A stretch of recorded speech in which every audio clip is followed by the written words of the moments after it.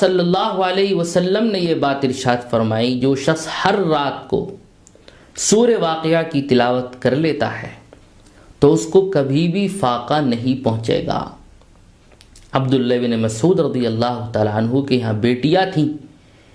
وہ اپنی بیٹیوں کو اس کا حکم فرمایا کرتے تھے کہ وہ روزانہ سورہ واقعہ کی تلاوت کیا کریں۔ چنانچہ حدیث پاک کی کتابوں میں یہ قصہ بھی آیا ہے کہ حضرت عبداللہ ابن مسعود رضی اللہ تعالیٰ عنہ جب مرض الموت میں مبتلا ہوئے اور اس کی اطلاع حضرت عثمان غنی رضی اللہ تعالیٰ عنہ کو ہوئی ہے تو حضرت عثمان غنی رضی اللہ تعالیٰ عنہ عیادت کے لیے تشریف لائے۔ دیکھا کہ عبداللہ بن مسعود کا آخری وقت ہے تو حضرت عثمان رضی اللہ تعالیٰ عنہ نے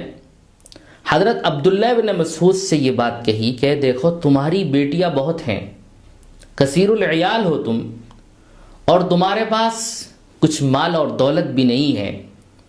اس لیے میں یہ چاہتا ہوں کہ کچھ خزانہ، کچھ مال اور کچھ دولت تم کو دے دوں، تمہارے بعد میں تمہاری بیٹیوں کے یہ کام آئے گا۔ عبداللہ بن مسعود رضی اللہ تعالیٰ عنہ نے فرمایا، عثمان تم میرے اور میرے بعد میری اولاد کے فقر و فاقے کا خوف کھا رہے ہو، میرے بعد میری اولاد کے فاقے سے ڈر رہے ہو؟ کہا تمہیں ڈرنے کی ضرورت نہیں ہے اور مجھے بھی کوئی خوف نہیں ہے، اس لیے کہ میں اپنی بیٹیوں کو یہ حکم دے چکا ہوں،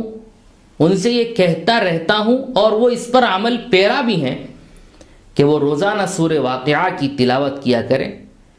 میری بیٹیاں الحمدللہ سورہ واقعہ کی روزانہ تلاوت کرتی ہیں، لہذا مجھے کوئی خوف نہیں ہے کہ ان کے اوپر فقر و فاقہ بھی آ سکتا ہے۔ اور کہا کہ میں نے اللہ کے رسول صلی اللہ علیہ وسلم سے یہ بات سنی ہے کہ جو شخص سورہ واقعہ کی تلاوت کرے گا اس کو فقر و فاقہ نہیں پہنچے گا، فاقے والی مصیبت میں مبتلا نہیں ہوگا، اس لیے مجھے تو اپنی اولاد پر فاقے کا کوئی خوف نہیں ہے، آپ کیوں خوف کھا رہے ہو؟ حضرت انس رضی اللہ تعالیٰ عنہ کی ایک روایت ہے، وہ کہتے ہیں کہ آپ صلی اللہ علیہ وسلم نے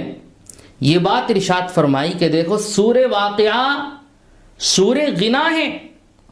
سورہ واقعہ سورہ غنا ہے، اور غنا کا مطلب بے نیاز کر دینے والی ہے، مالدار بنا دینے والی ہے، تونگری اس کے ذریعے سے حاصل ہوتی ہے، خوشحالی اس کے ذریعے سے آتی ہے۔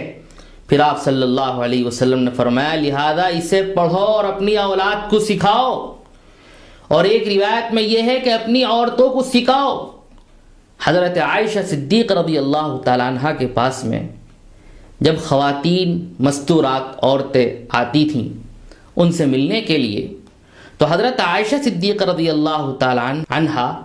ان سے یہ کہا کرتی تھیں کہ تم کو کوئی چیز سورہ واقعہ پڑھنے سے نہ روک دے۔ حضرت عائشہ فرماتی تھی عورتوں سے